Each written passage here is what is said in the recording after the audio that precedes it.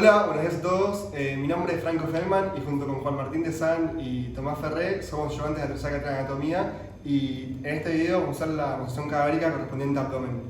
Al ser un trabajo práctico muy largo lo vamos a dividir en dos videos. El primero va a comprender todo lo que es paredes de abdomen, peritoneo y supramesocólico, y el segundo video, a cargo de tanto Tomás como Juan Martín, va a ser de inframesocólico y retroperitoneo.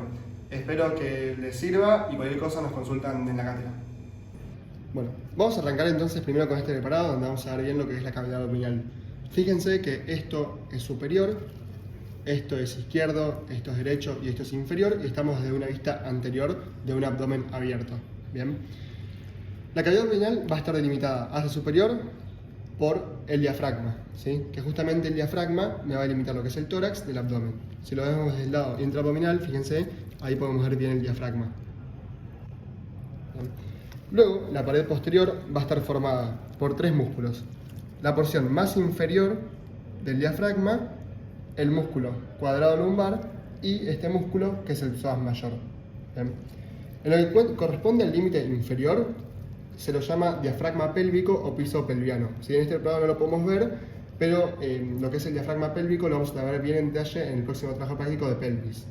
Ahora bien, justamente si nosotros decimos que el abdomen se extiende desde el diafragma hacia superior hasta el diafragma pélvico hacia inferior, estamos hablando de una única cavidad que involucra al abdomen y a la pelvis, que se llama cavidad abdominopélvica, ¿sí? Justamente no hay un límite separatorio fijo entre estas dos cavidades y hay que tomarlas como una única cavidad.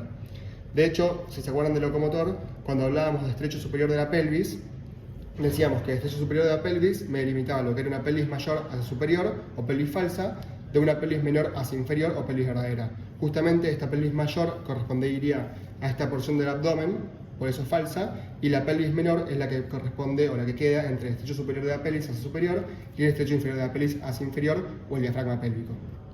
Bueno, la pared anterolateral del abdomen va a estar formada por 5 músculos, 2 que se encuentran hacia la línea media y 3 que son los anchos que se encuentran hacia anterolateral. En la línea media, el más importante de estos dos va a ser el recto anterior o recto mayor del abdomen, ¿sí?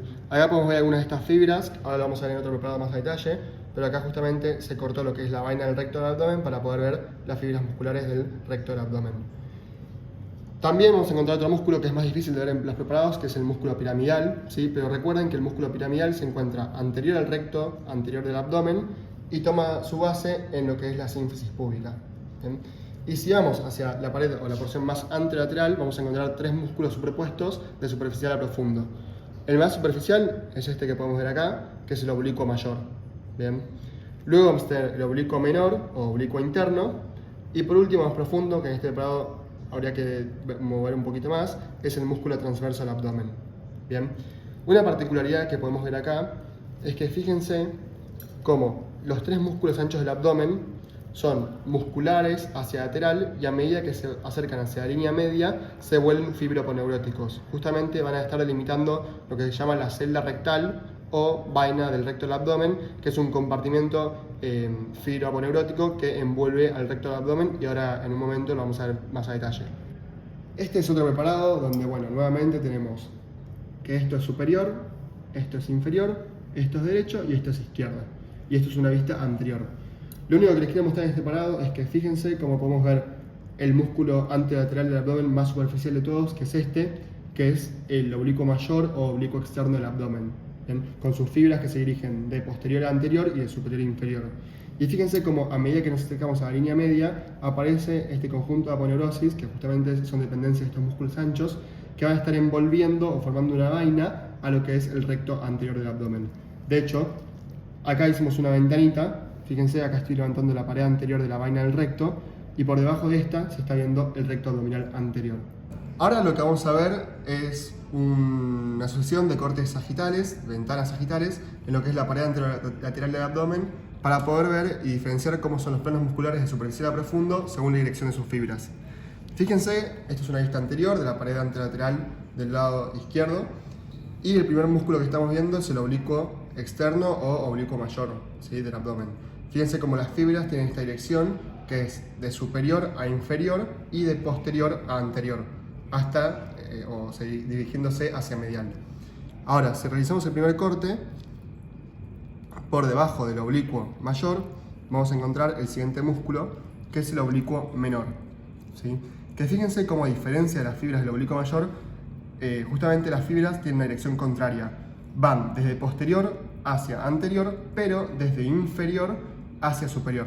Fíjense, comparen las del oblicuo mayor, que iban hacia inferior, y las del oblicuo menor van hacia superior, desde inferior. Por debajo de este músculo vamos a encontrar el siguiente, que es el transverso, ¿sí? Justamente el músculo transverso del abdomen, porque sus fibras son puramente transversales. Si yo ahora sigo con la pinza, fíjense ahí, todas transversales. Y por debajo del músculo transverso lo que vamos a encontrar es la fascia transversalis. Bien, que fíjense, acá quedó adherida al músculo, que es esta pequeña fascia que está acá, que ustedes ven más nacarada. Lo mismo de este lado del colgajo, fíjense, ahí se ve bien. Y por debajo de lo que es la fascia transversalis, o más profundo, vamos a encontrar todo este tejido subperitoneal, que es lo que ustedes ven como grasa más amarillenta, y profundo este tejido subperitoneal, vamos a encontrar el peritoneo. Bien, que si ustedes, o mejor dicho, si abrimos el peritoneo, entramos de lleno en la cavidad peritoneal. Fíjense cómo ahí está abierto el peritoneo y ya todo lo que ven ahí son haces intestinales. Bueno, ahora vamos a hablar de este tema teórico que es vaina de los rectos, ¿sí? La vaina de los rectos es un compartimento fibromuscular, o mejor dicho, fibroponeurótico, que lo que va a hacer es envolver a los rectos anteriores y se entrecruzan entre sí en la línea media. ¿Bien? Ahora, no toda la vaina a lo largo de la inserción del recto anterior o de la distribución del recto anterior es igual, ¿sí? De hecho, va a haber diferencias a nivel de lo que son los 3/4 superiores en diferencia a lo que es el cuarto inferior, ¿sí?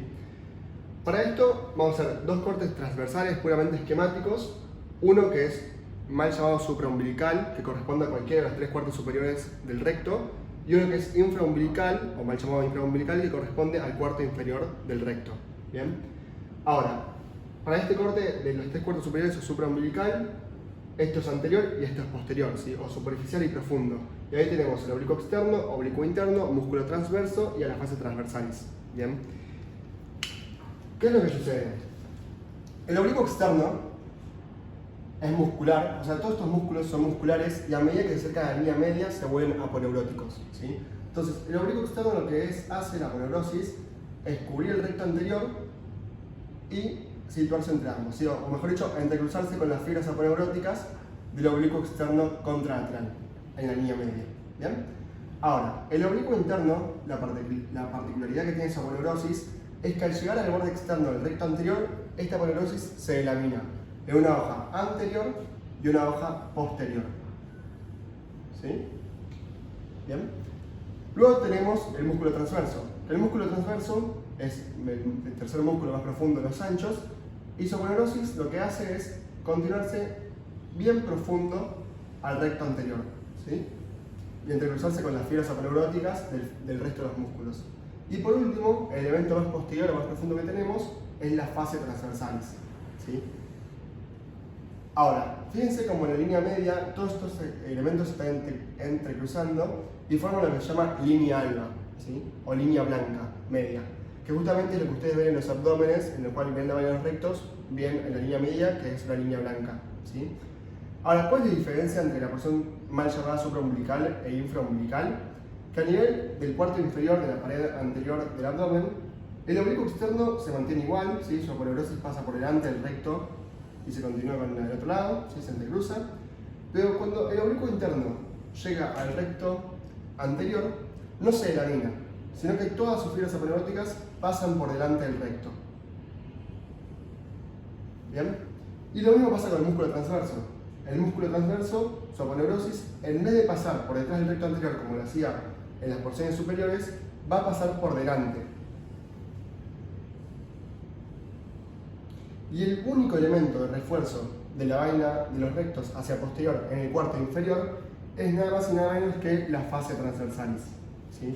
Entonces fíjense, y la importancia más que nada de esto es quirúrgica, porque las hernias son más frecuentes en el cuarto inferior justamente porque la pared posterior de la vaina del recto anterior es mucho más débil a diferencia de lo que es la porción de la vaina posterior en los 3/4 superiores.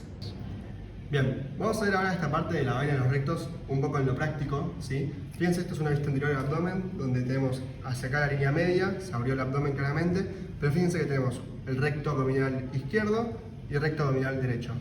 Todo esto que ustedes ven acá es la vaina del recto del abdomen que recién estábamos hablando, ¿sí? Y fíjense, como si la abrimos, aparece ahí el recto abdominal anterior o recto mayor. Ahora, si recuerdan, habíamos dicho que la distribución de esta vaina de los rectos era diferente en su cuarto inferior con respecto a sus 3/4 superiores, ¿sí? Desde anterior esa diferencia no la podemos evidenciar, ¿sí? Pero sí lo podemos hacer desde la cara posterior del recto. Y la diferencia está marcada por este arco, que ustedes están viendo acá perfectamente, que es el arco de Douglas, ¿sí? Fíjense claramente donde acá podemos ver todos los refuerzos de la vaina hacia el posterior del recto. Sin embargo, por debajo del arco de Douglas, el único refuerzo que nos quedaba, que en este caso está disecado, es la fascia transversalis y ya vemos directamente el músculo, ¿sí? Y una particularidad que no mencionamos es que estos vasos, o esta arteria en este caso, es la arteria epigástrica inferior, ¿sí? La arteria epigástrica inferior tiene este recorrido originándose de la ilíaca externa por la pared profunda del abdomen y luego se mete por debajo del arco de Douglas para ascender en relación a la cara posterior o mismo dentro del músculo del recto anterior. Para terminar estamos haciéndose con la arteria torácica interna que da, en realidad la epigástrica superior que nace de la torácica interna o mamaria interna de la subclavia. Ahora vamos a seguir con esta parte que es un poco más teórica, pero que es importante para que entiendan algunos conceptos a la hora de estudiar bien el abdomen. Para esto recomendamos bien la lectura de Casiraghi, ¿sí? Que es el que mejor explica cada una de estas definiciones a partir de la explicación embriológica. ¿Bien? Para esto entonces, lo primero que tenemos que saber es qué es el peritoneo, ¿sí? El peritoneo es una serosa que va a recubrir las vísceras y la pared del abdomen sin solución de continuidad. Y esta va a estar formada por dos hojas, justamente una hoja visceral que va a recubrir a las vísceras, que se continúa con una hoja parietal, que es la que recubre a las paredes del abdomen. Ahora bien, a partir de este peritoneo se van a formar diferentes dependencias, que son los mesos, los omentos y los ligamentos. ¿Bien? Un meso es un pedículo conectivo y básculo nervioso que va a conectar una víscera a la pared abdominal. ¿Bien? Ejemplos de estos, por ejemplo, el mesocolon transverso, mesocolon sigmoideo, mesosigmoideo, el mesenterio, ¿sí? Justamente son pedículos conectivos que involucran a la víscera, a la pared abdominal y que tienen vasos de importancia. ¿Bien? Luego tenemos los omentos, ¿bien? Que los omentos son lo mismos que los mesos, o sea, un pedículo conectivo y básculo nervioso, pero en vez de conectar la víscera a la pared, lo que hace es conectar dos vísceras entre sí. ¿Bien? Ejemplos de estos tenemos 4 principalmente, que son el omento mayor o omento gastrocolónico, ¿sí? Porque justamente comunica lo que es la curvatura mayor del estómago con el mesocolon transverso o colon transverso. Luego tenemos el aumento menor que comunica el hígado con la curvatura menor del estómago. Y también tenemos los omentos, que algunos libros los llaman ligamentos, pero son mal llamados ligamentos, sino que son omentos, que son el aumento gastroesplénico, que comunica parte de lo que es la curvatura mayor del estómago con el vaso, y el aumento pancreatoesplénico, ¿bien? Que me va a involucrar lo que es el páncreas justamente con el vaso. ¿Bien? En tercer lugar, la tercera dependencia que nos queda es los ligamentos, ¿sí? Los ligamentos justamente son pedículos conectivos que van a conectar una víscera a otra víscera o una víscera a la pared abdominal. Pero la diferencia de los mesos y los omentos es que en su interior no tienen vasos, ¿bien? Van a encontrar algunas salvedades de estos ligamentos, por ejemplo el ligamento falciforme, que por ejemplo tiene a la vena umbilical obliterada, o también el ligamento gastrofrénico, que tiene algunos vasos cortos para el fundus. ¿Bien? Por eso, esto va desde el lado un poco más personal, pero a mí me gusta llamar ligamento a un pedículo conectivo que conecta víscera a víscera o víscera a pared, pero que no tiene vasos de importancia. Y justamente ahí sí podríamos hablar correctamente de ligamento falciforme, por ejemplo, porque la vena umbilical obliterada no tendría significancia importante. Bien, lo que nos sigue en la lista es el fenómeno de coalescencia. El fenómeno de coalescencia es el proceso por el cual se van a fusionar nuestras dos hojas de peritoneo o dos o más hojas de peritoneo, ¿sí? ¿Qué pasa con el fenómeno de coalescencia? Justamente se da por la fusión de dos o más hojas del peritoneo que van a terminar fijando el órgano del cual estemos hablando a la pared peritoneal o al peritoneo parietal posterior. ¿Bien? Ahora, el resultado de este fenómeno de coalescencia son las fases de coalescencia, ¿sí? Justamente es el resultado de la fusión de dos hojas del peritoneo.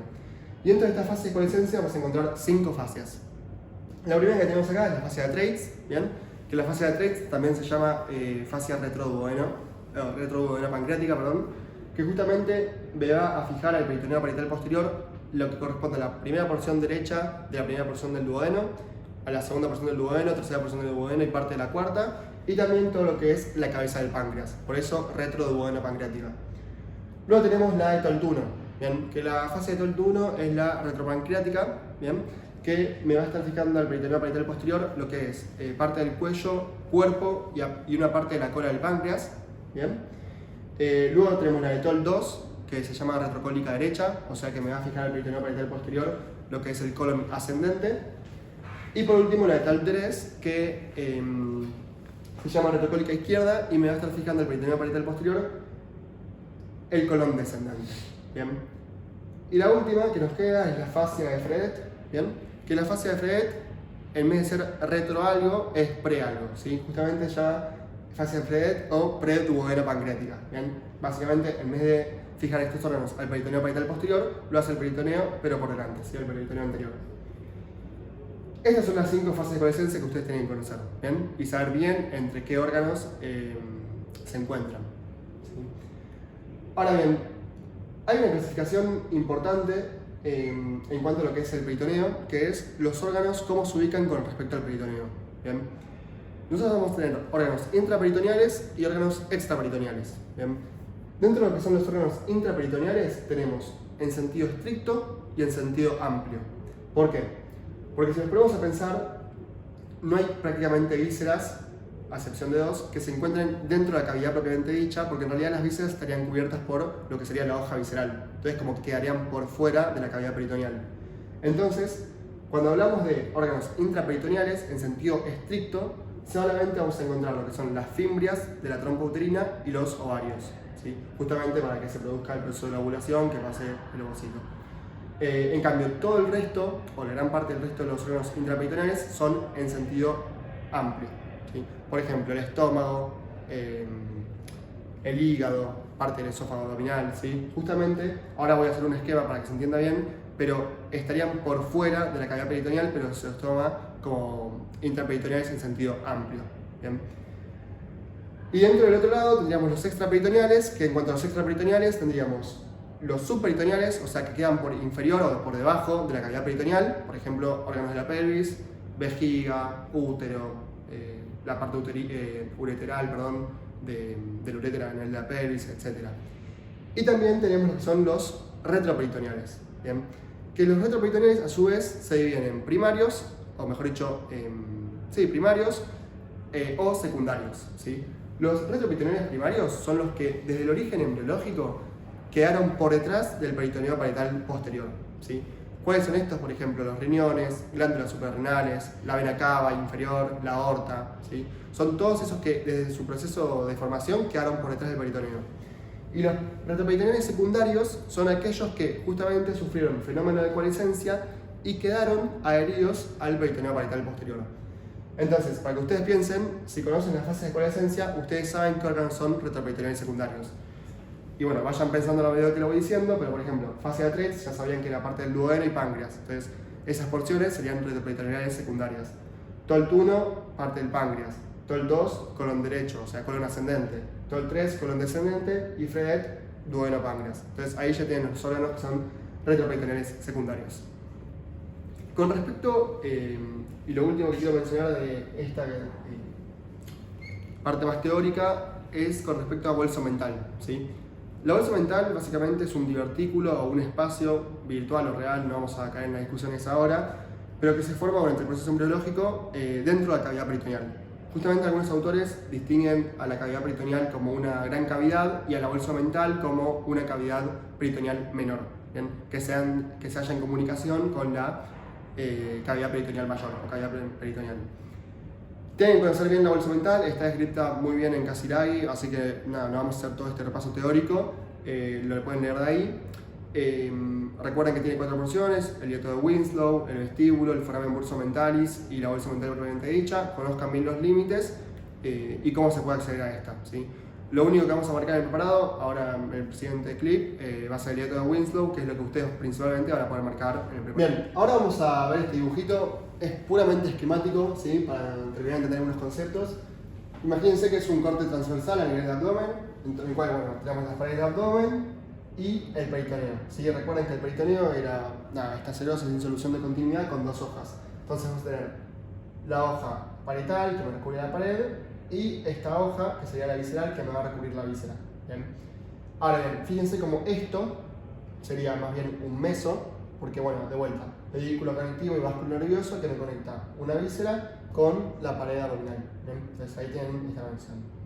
Luego tenemos esto en verde más clarito, que sería un aumento, por ejemplo, que básicamente es lo mismo que un meso, pero que me comunica o me une dos vísceras entre sí y que tiene vasos de importancia. Y este en verde más oscurito sería un ligamento, un ejemplo de un ligamento. ¿Sí? Recuerden que no tiene vasos de importancia, no tiene vasos directamente y que me une, por ejemplo, la pared a la víscera o bien la víscera a otra víscera. Ahora bien, para que se entienda bien la división entre órganos intraperitoneales en sentido amplio o en sentido estricto, si ustedes miran este dibujo, esto sería toda la cavidad peritoneal, porque sería todo lo que queda por dentro del peritoneo. Ahora bien, si miran esta parte del dibujo, no habría ningún órgano intraperitoneal, ¿sí? ¿Por qué? Porque, por ejemplo, estos dos órganos están cubiertos por el peritoneo visceral, o mejor dicho, por la hoja visceral del peritoneo. Entonces, no habría ninguno dentro de la cavidad. Y justamente, por eso son intraperitoneales en sentido amplio, porque en realidad están cubiertos por la hoja visceral del peritoneo. En cambio, este ejemplo, o este dibujito de acá a la izquierda, correspondería más bien a las fimbrias de las trompas uterinas o al ovario, que son los únicos órganos que están desprovistos del peritoneo visceral, o mejor dicho, de la hoja visceral del peritoneo, y que sí están directamente dentro de la cavidad peritoneal, ¿sí? Y por eso son intraperitoneales en sentido estricto. Bien, otra forma de pensarlo, si no, es con un globo, ¿sí? Imagínense que mi dedo es cualquier órgano intraperitoneal en sentido amplio, y bueno, justamente este va a estar dentro de lo que es la cavidad peritoneal. Pero si ustedes observan bien, van a ver que en realidad el órgano no está dentro del globo, no está dentro de la cavidad peritoneal, porque justamente está envuelto por la hoja visceral del peritoneo. Entonces, si hablamos correcto, sería extraperitoneal, porque yo lo saco, queda por fuera del peritoneo. Pero en realidad se lo considera intraperitoneal en sentido amplio. Bien, bueno, ahora estamos viendo otro preparado, una vista anterior del abdomen. Fíjense, esto es superior, acá podemos ver el diafragma cubriendo el hígado. Y esto ya es inferior. Bien, fíjense, acá tenemos el estómago, curvatura mayor y el aumento mayor. Vamos a ver este preparado para marcar lo que es el hiato de Winslow, que es el foramen de entrada, lo que es el vestíbulo de la trascavidad de los oriplones. Si levantamos un poquito el hígado, fíjense como nosotros acá estamos viendo lo que es el pedículo hepático, ¿sí? Y el elemento más posterior del pedículo hepático, recuerden que es esta vena, que es la vena porta. Si recuerdan los límites del hiato de Winslow, el hiato de Winslow está delimitado hacia anterior por el pedículo hepático, hacia posterior por la vena cava inferior, hacia superior por el proceso caudado del lóbulo caudado del hígado y hacia inferior por la fascia de Treitz que cubre la primera porción del duodeno. Entonces, si reconocemos acá el pedículo hepático y si la cámara acompaña y ven de este lado la vena cava inferior, por donde está pasando la pinza en este momento, eso es el hiato de Winslow. Y fíjense cómo yo, ahí la puntada de la pinza, estaría en lo que es el vestíbulo. Ahora vamos a ver de manera puramente esquemática y teórica el conducto inguinal, ¿sí? Lo primero que tienen que entender y saber es que el conducto inguinal es un conducto que se encuentra atravesando la pared anterolateral del abdomen en su región más inferior, ¿sí? Y este conducto lo que va a hacer es comunicar el abdomen con la región perineal o de los genitales externos, ¿sí? Hacer un conducto va a tener una pared anterior, una pared posterior, un borde superior o pared superior y un borde inferior o pared inferior, ¿bien? Y este conducto va a tener claramente dos orificios, uno de entrada y uno de salida. Va a tener un anillo inguinal superficial, que evidentemente se va a encontrar en la pared anterior más hacia la línea media, hacia medial, y un anillo inguinal profundo un anillo inguinal profundo que se encuentra más en la pared posterior hacia lateral. Ahora vamos a ir viendo de manera esquemática, bien con dibujos, cómo está formada cada una de estas y de qué dependen las dependencias. Bien, vamos a ver, como dijimos antes, el conducto inguinal puramente esquemático, ¿sí? Nada de estos dibujos se asemeja a la realidad. El dibujo no es lo mío, así que vamos a basarnos en la teoría, ¿sí? Pared anterior, ¿sí? Pared anterior se ubica, bueno, claramente es la pared anterior del conducto inguinal, y esta va a tener una diferente distribución si nos encontramos más hacia lateral o más hacia medial, ¿sí? En su porción más lateral va a estar formada por los tres músculos anchos del abdomen, es decir, oblicuo externo, oblicuo interno y músculo transverso. ¿Bien? Ahora, a medida que nos vamos acercando hacia medial, la pared anterior va cambiando, porque ustedes acuérdense que el conducto inguinal es oblicuo de posterior y lateral hacia anterior y medial. Entonces justamente está atravesando la pared anterior del abdomen y la distribución de los músculos va cambiando. Entonces, en su porción más medial, la pared anterior va a estar formada solamente por la aponeurosis del oblicuo externo, ¿sí? Y justamente en esta porción más medial, no por nada está dibujado esto, que se encuentra el anillo inguinal superficial, ¿sí? El anillo inguinal superficial va a estar delimitado por diferentes pilares, ¿sí? Que son tres. Vamos a tener un pilar medial, ¿sí? Que el pilar medial es básicamente piensen que todo esto son dependencias del oblicuo externo, ¿sí? Son todas inserciones distales del oblicuo externo. O sea, el pilar medial que se está insertando en el sínfisis del pubis, ¿bien? Hacia medial.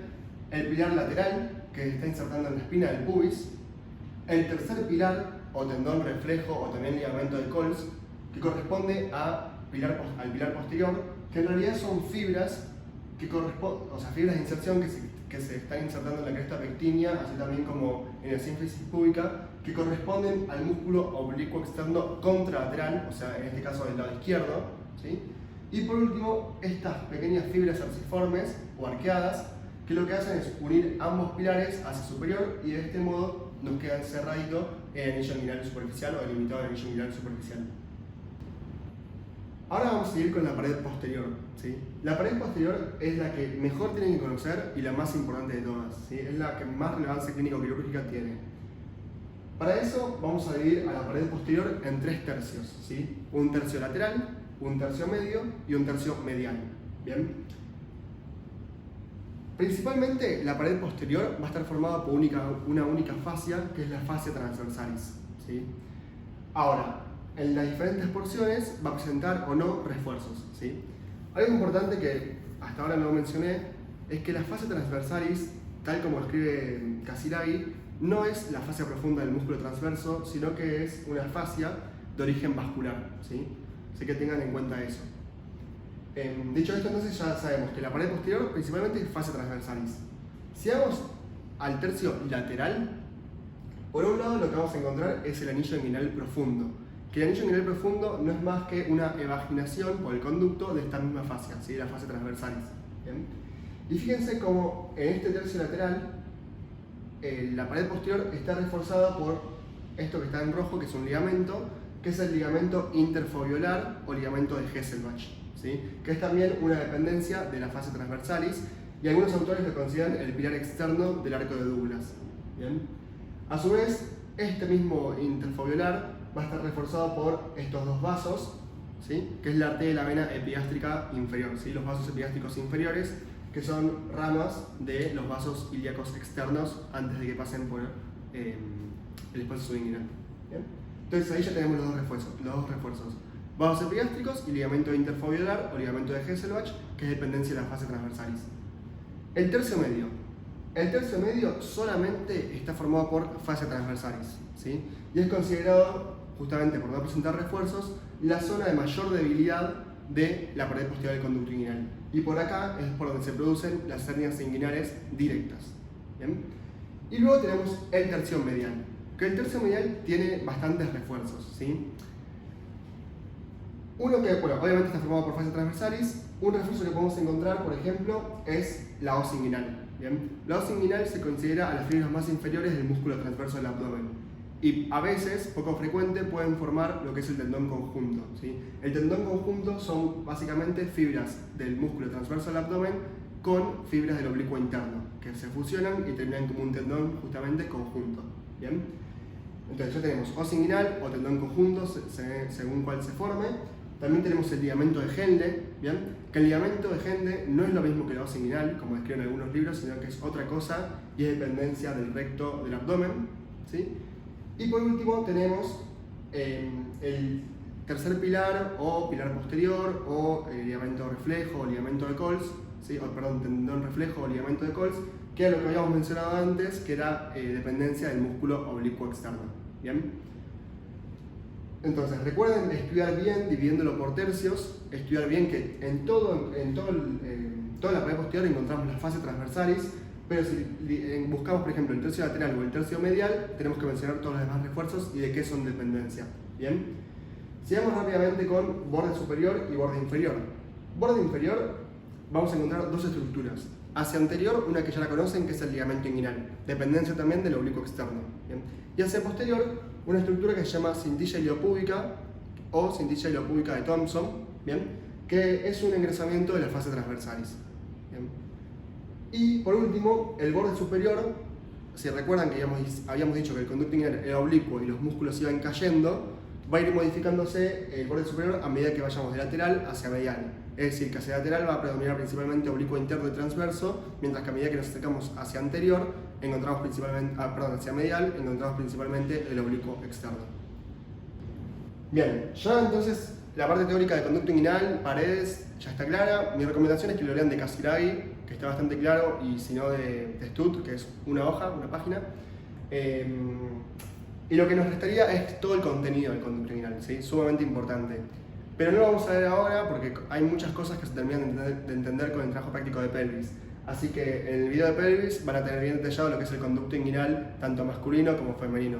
Ya les adelanto que lo principal en el conducto inguinal masculino es el cordón espermático con todos sus elementos, y en el femenino el ligamento redondo del útero. Ahora vamos a ver lo que corresponde a la parte práctica del conducto inguinal. Fíjense cómo podemos ver que esto es superior, esto es medial, esto es lateral y esto es inferior. ¿Bien? Y fíjense que acá se observa un anillo o un orificio que es el orificio inguinal superficial, ¿sí?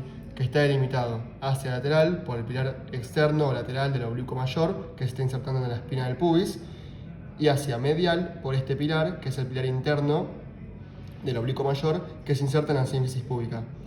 Hacia superior va a estar delimitado justamente por estas fibras que se ven que están cortadas, que son las fibras arciformes que unen ambos pilares. Y hacia posterior inferior vamos a encontrar el pilar posterior o tendón reflejo o ligamento de Coles, que justamente corresponde en realidad a el oblicuo externo contralateral, ¿sí? Bien. Ahora, fíjense que se realizó este corte a lo largo de lo que es la pared anterior de este conducto, ¿sí? Que recuerden que en su gran parte la pared anterior está conformada principalmente por la aponeurosis del oblicuo mayor o oblicuo externo. Si lo abrimos, nosotros ya estamos dentro de lo que es el conducto inguinal. Y en este caso, al tratarse de un preparado femenino, fíjense que se observa como elemento principal de este conducto el ligamento redondo del útero. Bien. Además, acá podemos observar este pequeño nervio que es el ramo genital del ilio inguinal. Bien. Todo lo que es contenido de conducto inguinal lo vamos a terminar de ver bien en pelvis, pero para que lo vayan viendo desde ahora. Fíjense además cómo podemos marcar el borde inferior, que recuerden que está formado por el ligamento inguinal y por la cintilla iliopúbica de Thomson, que es dependencia de la fascia transversalis. Y también podemos ver el borde o pared superior, que corresponde en su gran parte a el músculo transverso y al oblicuo interno, que se va perdiendo hacia el tercio medial porque ya están formando lo que es el tendón conjunto. Y para que vean que es lo más relevante de este preparado, fíjense que hacia posterior, la principal pared posterior del conducto inguinal es la fascia transversalis, ¿sí? Y su principal refuerzo son estos vasos que ven acá, que son los vasos epigástricos inferiores. ¿Bien? Ahora estamos viendo lo mismo, pero en este caso del lado derecho. Fíjense de vuelta cómo se hizo un corte a lo largo de la pared anterior de este conducto inguinal, que es el oblicuo externo del abdomen, la aponeurosis.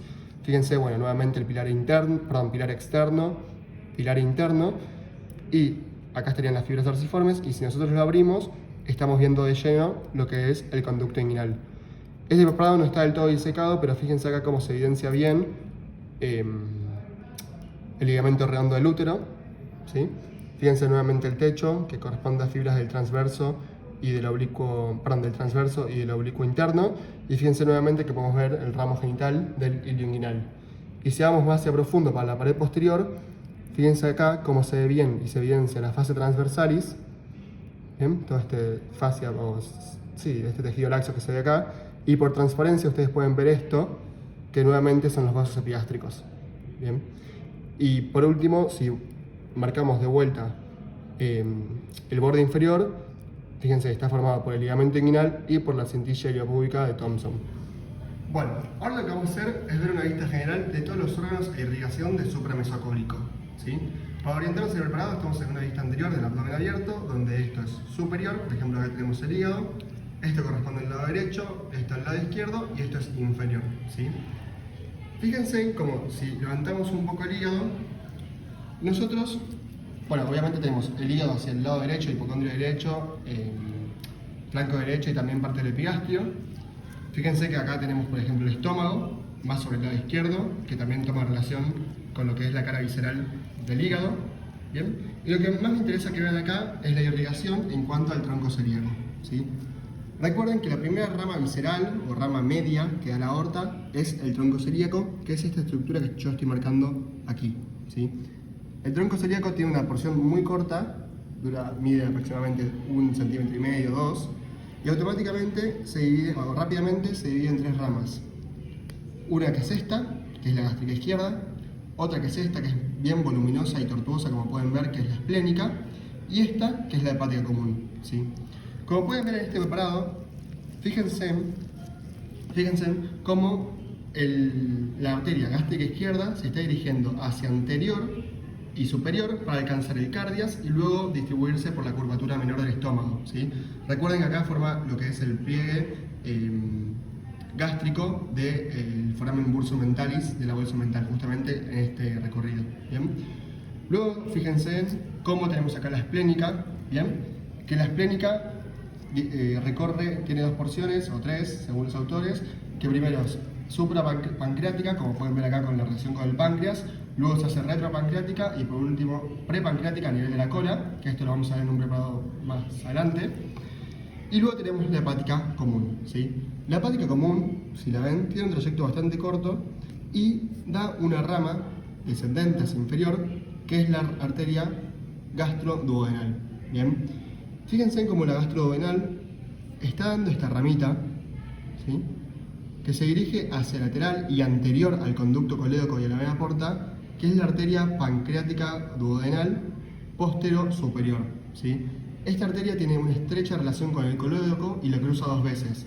Primero por anterior, como pueden ver acá, y luego hacia posterior, más hacia inferior, ¿no? Bien.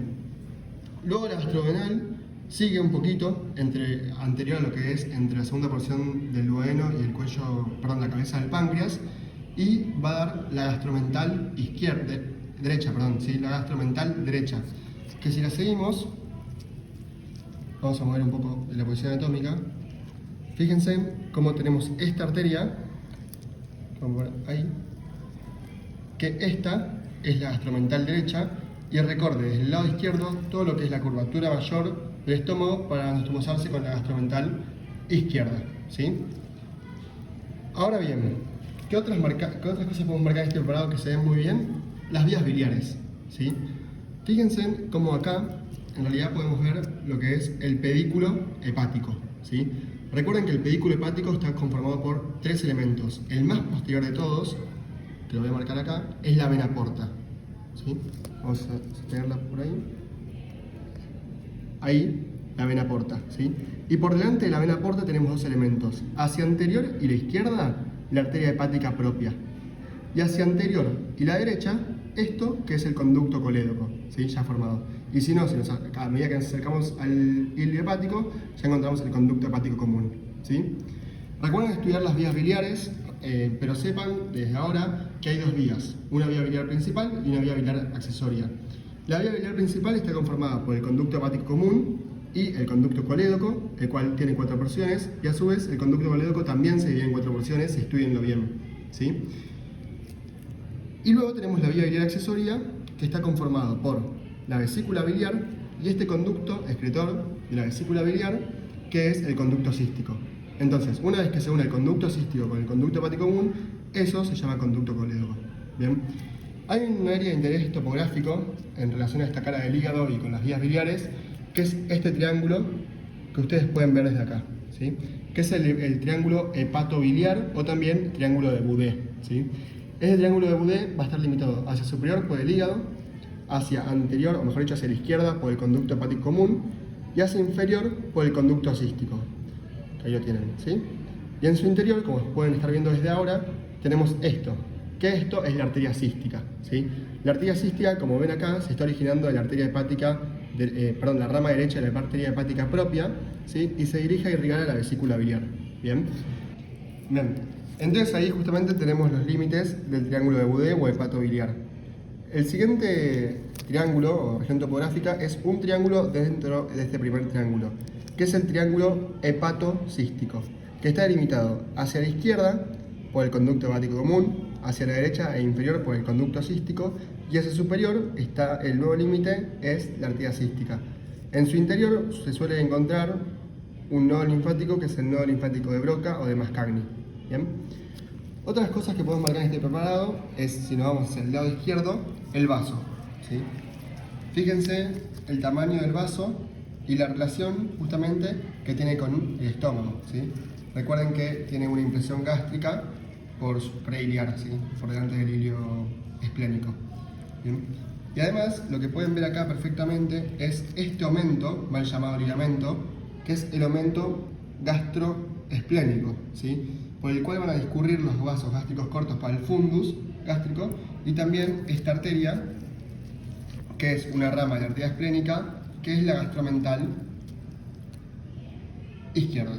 Ahora, para continuar viendo la explicación de cada uno de los órganos por separado, ya que en este preparado se dificulta un poco, vamos a pasar a órganos o bloques sueltos y vamos a ir hablando de cada uno por separado. Bien, ahora vamos a ver estos dos órganos, ¿sí? Esto es una vista anterior, en el cual esto es la derecha, esto es la izquierda, esto es superior y esto es inferior, ¿sí? Estamos viendo al esófago, parte del esófago torácico y luego parte del abdominal, para ver cómo se continúa luego con el estómago, que luego por medio del píloro, el esfínter pilórico, se continúa con el duodeno, que estaría faltando. Bien. Ahora, este órgano grande que vemos acá, forma sacular, en forma de J, es el estómago, ¿bien? Y recuerden que este se ubica en el hipocondrio izquierdo y también parte del epigastrio, junto al esófago abdominal, ¿bien? Si seguimos la vía digestiva a nivel preparado, bueno, tendríamos el esófago. Recuerden que el esófago pasa por el hiato esofágico a nivel de T10 del diafragma y luego tiene un trayecto corto que corresponde al esófago abdominal, que luego por medio del cardias, que es la abertura que comunica el estómago con el esófago, el alimento llegaría justamente al estómago, ¿sí? En esta porción se ubicaría el cardias, ¿bien?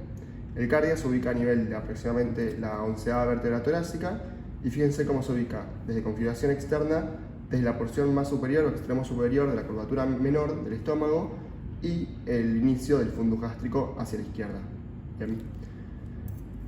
Ahora bien, en cuanto a lo que respecta propiamente dicho al estómago, fíjense, tenemos un orificio de entrada, que lo marcamos recién como el cardias, una porción vertical o descendente y una porción horizontal y luego un orificio de salida que bueno, lo vamos a ver en un momento, ¿sí? Fíjense también como tenemos dos curvaturas, una hacia la derecha que corresponde a la curvatura menor del estómago y una hacia la izquierda que corresponde a la curvatura mayor del estómago. En cuanto a la porción descendente o porción vertical del estómago, la porción más superior corresponde al fundus gástrico, ¿sí? O tuberosidad mayor del estómago. Y a medida que descendemos, lo que vamos a encontrar es el cuerpo del estómago. Bien. Y en cuanto a lo que respecta a la porción horizontal del estómago o porción pilórica, vamos a tener lo que es el antro pilórico, toda esta región, y luego un esfínter valvular real, anatómico, que con eso me refiero a real, que es el píloro, ¿sí? Que es ahora lo vamos a ver en un momento bien, pero justamente es un esfínter anatómico que me comunica estómago con duodeno, ¿sí? A diferencia, ustedes capaz es medio difícil de apreciar en la cámara, pero luego en la clase lo van a poder ver bien. Si tocan el píloro, van a sentir que justamente es un esfínter anatómico y que lo sienten como un esfínter propiamente dicho. En cambio, cuando tocan el cardias, no parecía como que sienten nada porque justamente el cardias es un esfínter puramente fisiológico, ¿sí? Es como si estuviesen tocando cualquier otra parte del estómago, ¿sí? En cambio, cuando tocan el píloro, claramente sienten una válvula. De hecho, vamos a ver un poquito por acá. Fíjense, si acercamos ahí, fíjense como claramente se ve un estrechamiento ahí y toda esta porción es el píloro que si lo estuviesen tocando se siente como una válvula. Y de hecho, toda esta porción que nosotros estamos viendo acá ya correspondería a la primera porción del duodeno. Este ángulo que ustedes pueden observar aquí entre el cardias o la desembocadura del esófago abdominal, el estómago y esta porción del fundus gástrico se llama ángulo de His, ¿bien? Y está abierto hacia la izquierda y superior, este ángulo de aquí. En cuanto a relaciones del estómago, bueno, ya mencionamos algunas muy por arriba, pero recuerden que el cardias se ubica a nivel de T11, el píloro a nivel de L1, ¿sí? La primera vértebra lumbar. Recuerden, si estudiaron bolso mental, que por la cara posterior del estómago, más que nada tanto el cuerpo como el fundus, se relaciona con la bolsa mental, y por medio de la bolsa mental se relaciona, bueno, con el cuerpo y cola del páncreas, parte del riñón izquierdo, glándula suprarrenal izquierda, parte del vaso, ¿sí? Justamente ahí tenemos la impresión gástrica en el vaso, entre otros elementos. ¿Sí? Estudien bien las relaciones y cómo se ubican en cada región del estómago.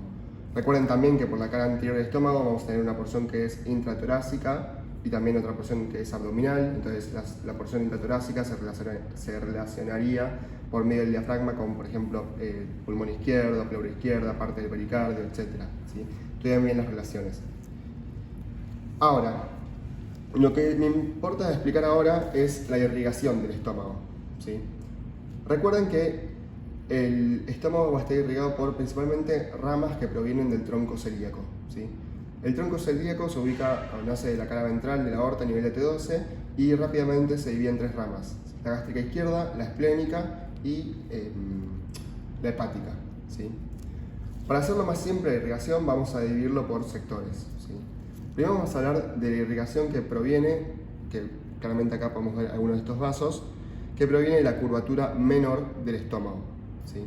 Si recuerdan, en esta porción de la curvatura menor se estaba insertando el aumento menor u aumento gastrohepático, justamente que une el estómago por su curvatura menor con el hígado, ¿bien?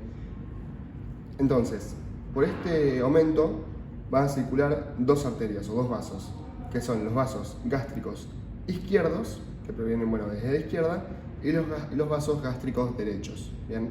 Los vasos gástricos izquierdos, como dijimos antes, son ramas, es una rama directa del tronco celíaco, ¿sí? Una rama terminal del tronco celíaco.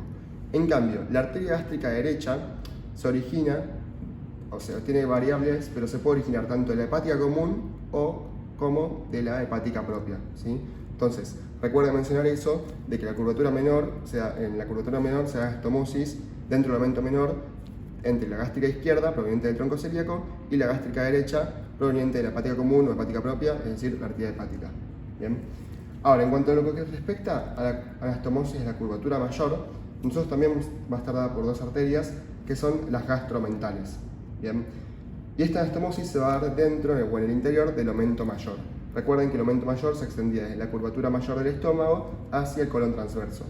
Entonces, vamos a ver una arteria que viene desde superior, que es la gastromental izquierda, y una arteria que viene desde inferior, que es la gastromental derecha, y se termina gastomosando entre sí, para luego irrigar el estómago.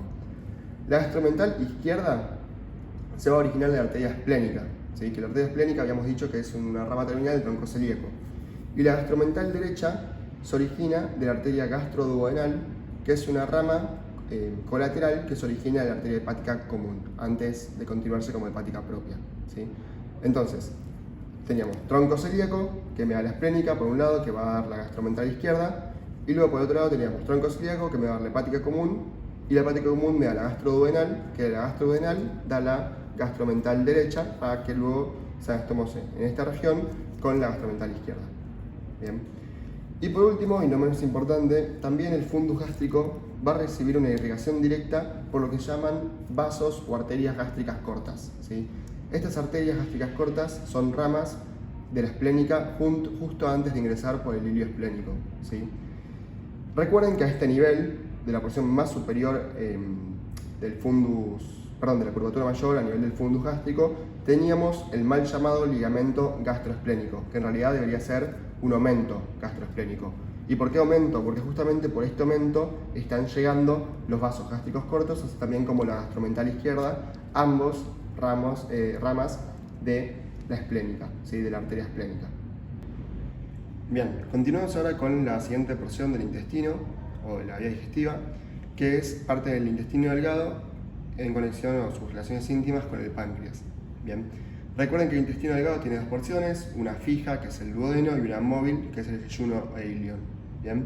Y lo que estamos viendo acá es una vista anterior, en el cual vemos parte de las porciones del duodeno y el páncreas. ¿Sí? Recuerden, como habíamos mencionado antes, que bueno, el píloro era la válvula real, o anatómica mejor dicho, que me comunicaba el estómago con la primera porción del duodeno. Entonces acá tenemos que esto es superior, esto es inferior, esto es derecha y esto es izquierda. ¿Sí? Una vista anterior, recuerden. Entonces por aquí vamos a tener la primera porción del duodeno, ¿sí? Que esto vendría más bien así. Luego la porción descendente o segunda porción del duodeno. Luego la porción horizontal o tercera porción del duodeno. Y luego lo que es la porción ascendente, que es muy cortita y que se continúa con la primera asa yeyunal.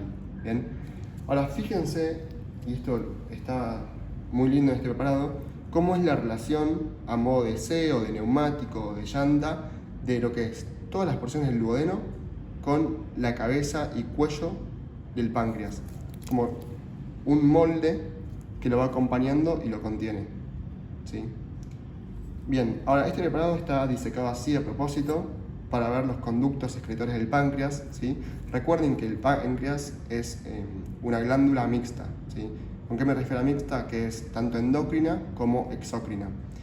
Y en cuanto a los conductos excretores, justamente cumple la función exócrina de la glándula. Bien, vamos a tener dos conductos excretores. ¿Sí? Bueno, esto no lo mencioné, pero fíjense cómo tenemos la cabeza, cuello, cuerpo y luego la cola del páncreas. ¿Sí? Y lo que estamos viendo acá, que se extiende desde la cola,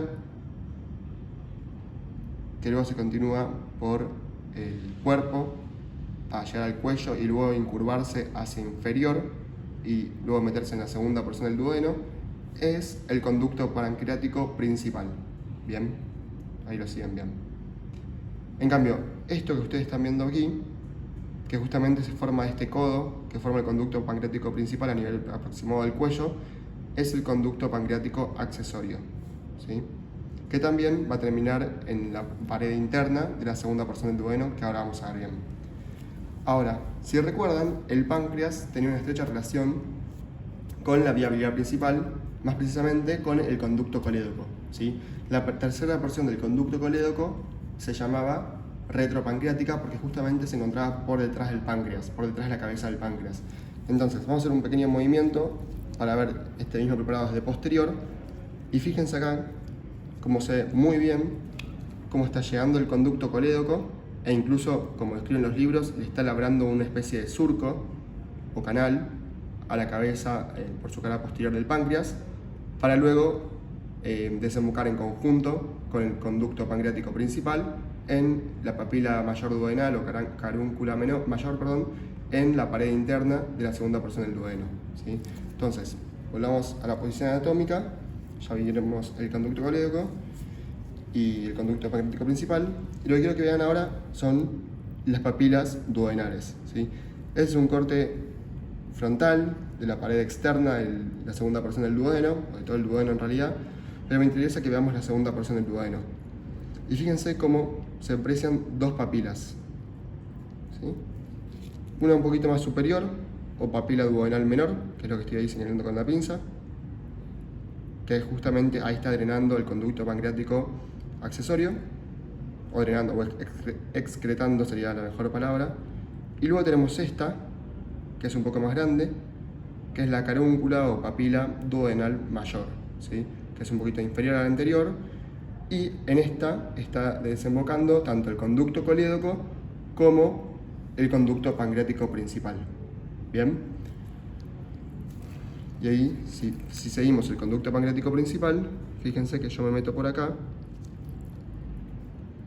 y ahí estaría como justo agarrando el conducto en el momento en el cual está desembocando. No sé si justo se vio por el zoom, voy a hacerlo de vuelta. Ahí, ¿sí? Justo ahí estaría como desembocando en la segunda porción del duodeno. ¿Sí? A veces lo hacen en conjunto con el conducto colédoco, en lo que se llama ampolla de Vater, otras veces lo hacen de manera separada, eso es variable. ¿Sí? Pero bueno, quería que vean bien esto, que al menos en los preparados de la mesa no hay preparados así. Bien. Bueno, ahora estamos viendo otro preparado, siguiendo lo que habíamos dicho del preparado anterior, ¿sí? Esto es una vista anterior, en el cual vamos a tener diferentes órganos, pero esto es superior, esto es inferior, esto es la izquierda y esto es la derecha, ¿sí? Fíjense cómo podemos evidenciar a simple vista, bueno, la vesícula biliar, el páncreas, el vaso o parte del vaso y también el duodeno. Entonces, continuando con la descripción anterior, fíjense cómo aquí tendríamos la primera porción del duodeno, ¿sí? Que era la primera porción, o mejor dicho, la porción fija del intestino delgado. Entonces, primera porción del duodeno, ¿sí? Luego porción descendente o segunda porción del duodeno, luego porción horizontal, ¿sí? O tercera porción del duodeno, y por último la porción ascendente del duodeno o cuarta porción, que luego se continúa con las asas intestinales o asas yeyunales. ¿Bien? Ahora bien, fíjense lo mismo que podemos marcar en el otro preparado, cómo se disecó el conducto pancreático principal para ver su recorrido a lo largo de todo el páncreas, ¿sí? Fíjense cómo se origina a nivel de la cola, ahí lo tenemos, se continúa por el cuerpo, luego pasa por el cuello, para luego terminar en la papila duodenal mayor, que ahora les voy a marcar bien, ¿sí? Lo mismo podemos ver acá, el conducto pancreático accesorio, ¿sí? Ahora, si recuerdan, las vías biliares, nos tendríamos una vía biliar principal y una accesoria. En este caso estamos viendo principalmente parte de la accesoria, en el cual tenemos la vesícula biliar con el conducto cístico y luego el conducto cístico que se une al conducto hepático común para formar el conducto colédoco, ya bien hablando de vía biliar principal. Y lo que podemos ver acá, que se ve muy bien, son las relaciones o las porciones del conducto del conducto colédoco, ¿sí? El conducto colédoco tiene 4 porciones, estudianlas bien, pero la primera de estas es la supraduodenal. Luego tenemos la retroduodenal, justamente que queda por detrás de la primera porción del duodeno, que es esto, que ahí no la estamos viendo. Luego una retropancreática y por último una intramural, ¿sí? Para que lo veamos bien, lo voy a dar vuelta rápidamente. Y fíjense cómo ahí podemos de vuelta marcar todas las porciones, ¿sí? Supraduodenal, queda por encima de la primera porción del duodeno. Retroduodenal, por detrás de la primera porción del duodeno. Retropancreática, que bueno, acá ya está disecado, entonces todo acá correspondería al páncreas, pero esto quedaría por detrás del páncreas. Y luego la intramural en la pared interna, como pueden ver ahí, pared interna de la segunda porción del duodeno. Y fíjense acá cómo se ve muy bien cómo el conducto pancreático principal está drenando, o mejor dicho, excretando en conjunto con el conducto colédoco en lo que es la ampolla de váter, que es lo que estoy agarrando ahora mismo, para luego abrirse, como podemos ver desde la configuración interna, en la papila duodenal mayor, que ahí la vemos, ¿sí? Y fíjense también como en la pared interna de la segunda porción del duodeno tenemos esto, que es la papila duodenal menor, donde drena o excreta el conducto pancreático accesorio, ¿sí? Bien, ¿qué otras particularidades podemos marcar en este preparado? Un poco de irrigación, ¿sí? Que se ve muy bien. Voy a volver a la posición anatómica para que lo veamos bien. Bien, tuve que cortar porque si no era medio complicado. Pero lo que vamos a ver ahora es un poco de la irrigación de lo que podemos ver en el práctico, ¿sí? Recuerden después, obviamente, estudiar bien la irrigación del duodeno, de las porciones, del páncreas, pero lo que yo quiero marcarle es la irrigación, que es lo que vemos acá, ¿sí? Fíjense como claramente acá estamos viendo una arteria y una vena, ¿sí? Y como están llegando al vaso, que se encuentra del lado izquierdo, podemos afirmar que son tanto la arteria como la vena esplénica, ¿bien? La arteria esplénica se va a originar del tronco celíaco, ¿bien? Es una de las arterias sinuosas o tortuosas del cuerpo y va a terminar llegando al vaso para irrigarlo, ¿bien? Ahora bien, en cuanto a su relación desde su origen, tiene íntima relación con el páncreas y así se describen aproximadamente, es variable según los libros, pero 3 porciones, ¿sí? Primero, una porción suprapancreática que discurre por el borde superior, luego una retropancreática y por última una prepancreática, ¿bien? La retropancreática ahora la vamos a ver bien, pero es la que más se pone como en controversia, ¿sí? Pero fíjense cómo, si yo muevo un poquito el páncreas, acá tenemos claramente está cortada de su origen, pero tendríamos la porción suprapancreática, acá es como que el páncreas medio lo abraza a la arteria, lo cierra, le hace como un conducto, pero fíjense acá cómo se continúa por la porción suprapancreática, ¿sí? Luego la arteria esplénica sería retropancreática y luego prepancreática pasando anterior a la cola del páncreas para llegar al ilio esplénico, ¿sí? Ahora fíjense que tanto en todo ese recorrido la arteria toma relación con la vena esplénica y la arteria siempre es superior a la vena, ¿sí? Fíjense, ahí desde posición anatómica capaz se ve mejor. Fíjense como la arteria esplénica es siempre superior a la vena esplénica. ¿Bien? Y para que recuerden y vayamos integrando un poco, a nivel del cuerpo del páncreas se extendía el aumento pancreato-esplénico, ¿sí? Del páncreas al vaso. Y en su interior justamente teníamos, era el mal llamado ligamento pancreato-esplénico, es el aumento, ¿sí? Porque justamente en su interior tenemos a la arteria, a la vena esplénica y también a la cola del páncreas, ¿sí? Bien, recuerden, la cola del páncreas es la única porción, o parte de esta es la única porción del páncreas que no está retroperitonizada, ¿sí? No tiene fase de coalescencia. Bien, ahora, hay dos cositas más que les quiero marcar en este preparado que se ve muy bien y está muy explícito y es importante que lo suelen olvidar, que es el origen de la vena porta. Bien, la vena porta se origina posterior, que es lo que estamos agarrando acá, posterior al cuello del páncreas. Bien, y esta vena porta se va a formar por la unión de dos troncos venosos o de dos venas. Por un lado, esta vena, que es la vena mesentérica superior, ¿bien? Y por otro lado, por lo que se llama el tronco esplenomesalaico, que es esta porción que yo estoy agarrando ahora. ¿Por qué tronco esplenomesalaico? Porque justamente es la vena esplénica que luego recibe a esta vena, que es la mesentérica inferior, y luego, o sea, en realidad la mesentérica inferior drena en la esplénica, y luego la esplénica se continúa como tronco esplenomesalaico. Bien. Ahora, si damos vuelta a esto, ahí está.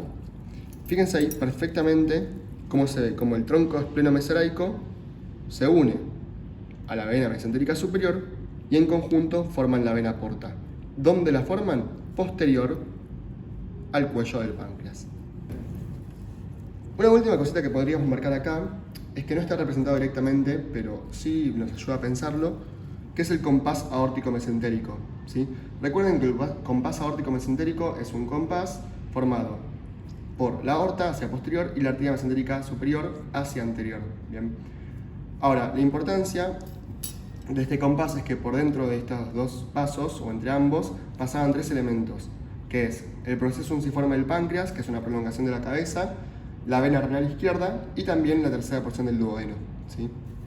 Acá no tenemos a la aorta ni a la arteria mesentérica superior, pero podríamos pensarlo de una manera más esquemática para que quede claro, ¿sí?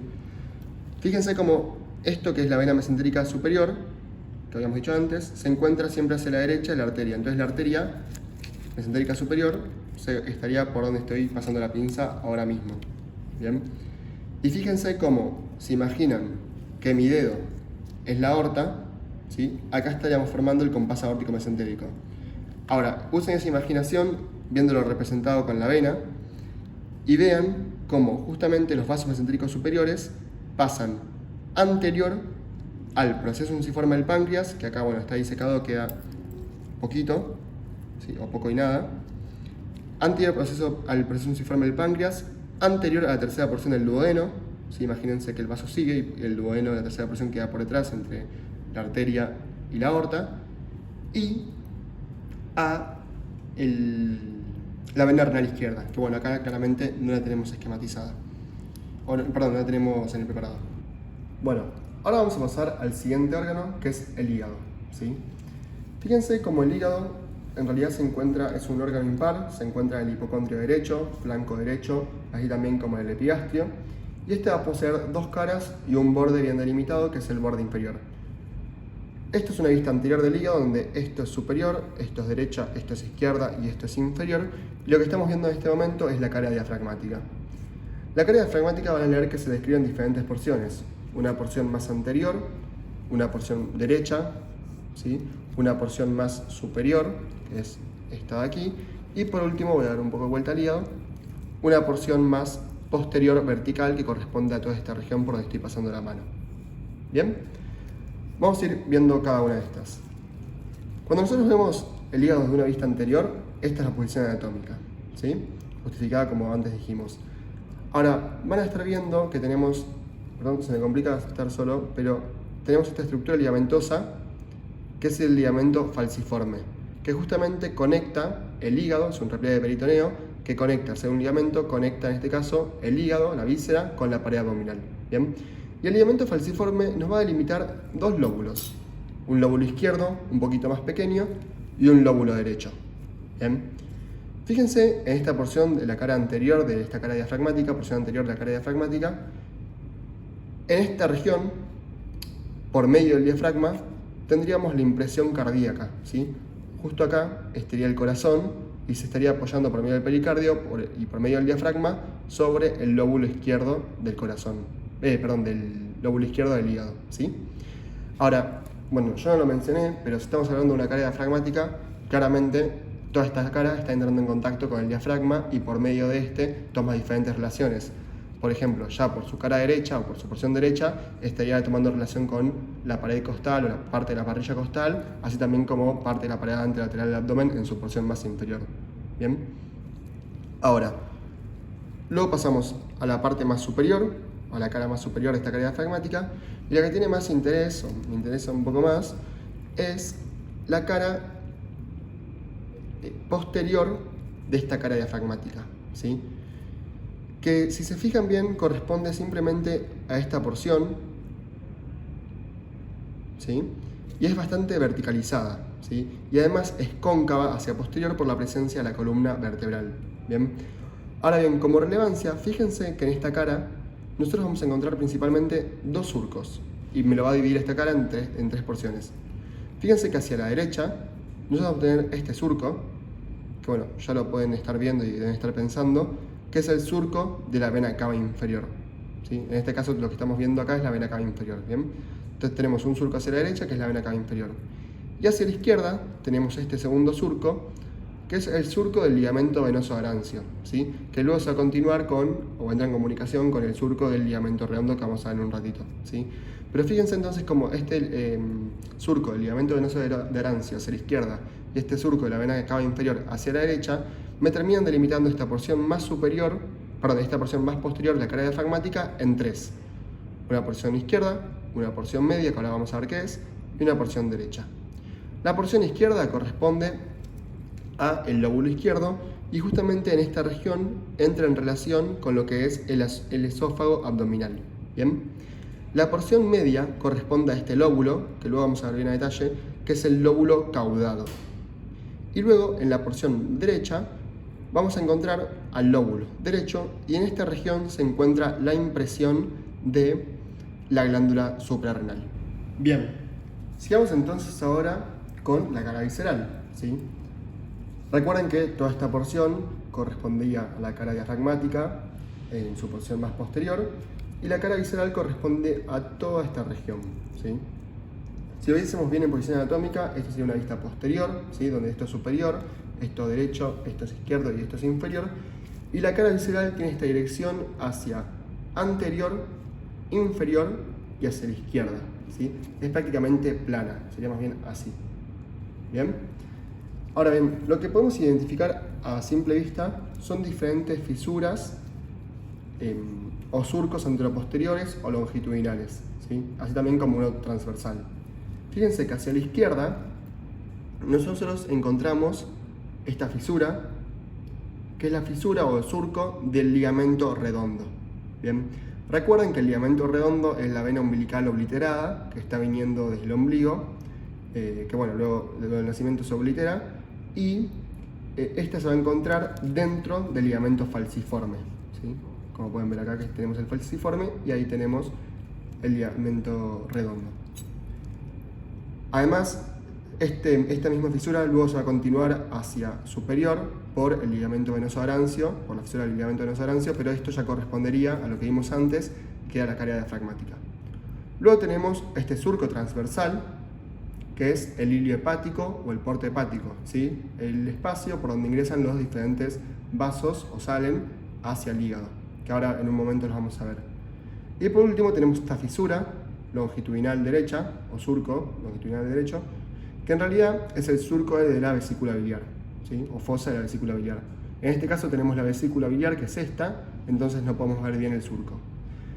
Fíjense cómo a partir de estos tres surcos que acabamos de delimitar, en conjunto con la vena cava inferior y el ligamento venoso arancio, nosotros podemos delimitar o ver desde esta cara visceral y parte de la diafragmática 4 lóbulos. Fíjense, un lóbulo izquierdo, un lóbulo derecho, mucho más grande, un lóbulo caudado y un lóbulo cuadrado. ¿Sí? Ahora en un ratito vamos a verlos bien y cómo están delimitados. En cuanto a relaciones, fíjense que el lóbulo derecho va a tomar relación, o vemos toda esta impresión, con el riñón derecho, ¿sí? También tenemos esta impresión que corresponde a la segunda porción del duodeno, y hacia inferior vemos esta pequeña impresión que corresponde a la flexura cólica derecha, que también se le llama flexura hepática del colon, ¿sí? Ahora, en cambio, en relación a al lóbulo izquierdo, fíjense cómo tenemos esta pequeña impresión que corresponde al estómago, ¿sí? Y por último, el último borde, o el límite entre la cara diafragmática bien delimitado, el borde bien delimitado entre la cara diafragmática y la cara visceral, corresponde al borde inferior del hígado. Que fíjense que es todo este reborde, que es bastante agudo y marca precisamente bien el límite entre la cara diafragmática y la cara visceral. Ahora vamos a hablar de los medios de fijación y qué estructuras mantienen en posición anatómica al hígado. Cuando ustedes les pregunten esto, lo primero que tienen que pensar y decir es la vena cava inferior, ¿sí? La vena cava inferior es el principal medio de fijación del hígado. Y la pregunta es ¿por qué? Básicamente ustedes tienen que pensar que la vena cava inferior es un órgano retroperitoneal, ¿sí? Un órgano retroperitoneal primario. En cambio el hígado es un órgano intraperitoneal, en sentido amplio. Pero ¿cuál es la importancia? La importancia radica en que el drenaje venoso del hígado está dado por estas venas, o estas venas que podemos ver apenas desde la superficie, que son las venas suprahepáticas o venas hepáticas, ¿sí? Tanto derecha, media e izquierda. Y estas venas drenan directamente en la vena cava inferior. Entonces, si el drenaje venoso de nuestro órgano, en este caso el hígado, que es un órgano intraperitoneal, drena en una estructura del retroperitoneo, esa fusión o ese anclaje, por así decir, a la vena cava inferior, que es retroperitoneo, me mantiene bien fijo, o es el principal medio de fijación del hígado, ¿sí? Entonces, siempre que les pregunten, principal medio de fijación, el hígado. La vena cava inferior, ¿sí? Principal medio de fijación del hígado es la vena cava inferior.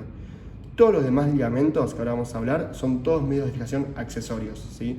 No mantienen fijos. Si cortamos, por ejemplo, la vena cava inferior, el hígado se caería, ¿bien? Vamos a ir rápidamente repasándolos, o algunos ya los vimos, pero por ejemplo, bueno, en su cara diafragmática, visto desde anterior, tenemos al ligamento falciforme, ¿sí? Que es un repliegue del peritoneo, que se extiende desde el hígado hacia la pared antelateral del abdomen y el diafragma, ¿sí? Y luego, si nos vamos hacia superior, para ver parte de lo que es la cara más superior del diafragma, del hígado, vamos a encontrar que acá no se evidencia del todo, ahora vamos a verlo en otro preparado, este ligamento, ¿sí? Que acá lo vemos, acá también, acá, ¿sí? Este ligamento, que lo sigo ahí con la pinza, es el ligamento coronario, en este caso superior o ligamento coronario anterior. ¿Qué sucede? Ustedes piensen que el diafragma justamente está por delante del hígado, ¿sí? Lo está cubriendo, es una cúpula, y el hígado se adapta a esta cúpula. Entonces, nosotros tenemos la hoja visceral del peritoneo, que viene cubriendo todo el hígado, y se va a encontrar de pronto con la pared superior del abdomen, que era el diafragma. Entonces, en esa reflexión de la hoja visceral hacia la hoja peritoneal, que se continúa con el diafragma, esa reflexión justamente es el ligamento coronario anterior, ¿sí? O superior, que vendría todo por esta porción, ¿sí? Ahora, si lo vemos desde posterior al hígado, más que nada de la cara visceral, fíjense como acá también podemos ver este ligamento, que es el ligamento coronario, en este caso inferior o posterior, ¿sí? Que es prácticamente lo mismo. Imagínense que viene el peritoneo visceral, o mejor dicho, la hoja visceral del peritoneo, y al encontrarse con el diafragma se refleja y se continúa como hoja parietal. Y esto es el ligamento coronario inferior o posterior, ¿sí? Ahora, ¿qué sucede? Si vamos hacia, por ejemplo, el extremo derecho o el extremo izquierdo, va a llegar a un punto en el cual tanto el ligamento coronario anterior como el ligamento coronario posterior se van a fusionar, ¿sí?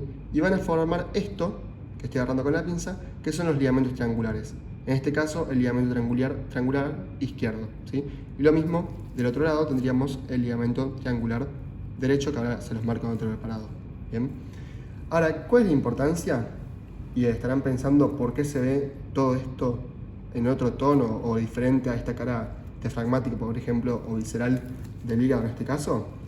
Es que hay toda una región en la cara superior y parte de la posterior de la cara diafragmática, que es la región desnuda del hígado o región desperitonizada.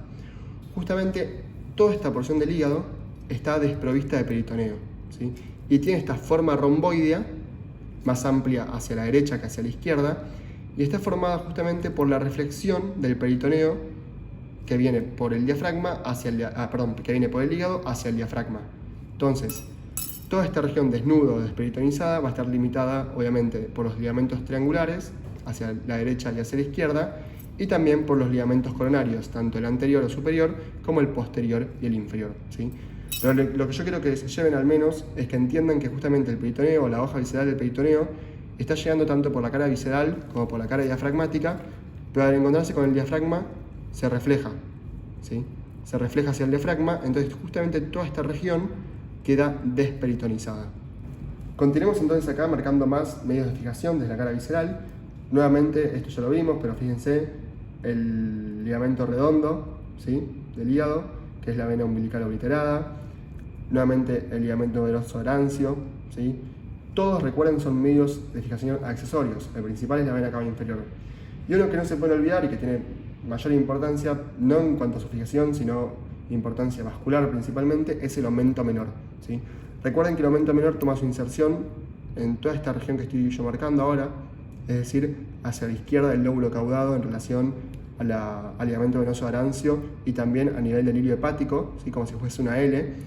Y el aumento menor tiene justamente la importancia vascular de que por este aumento están llegando, por el borde libre de este aumento, están llegando la vena porta, está saliendo el conducto colédoco o vía biliar principal, y también la arteria hepática propia, ¿sí?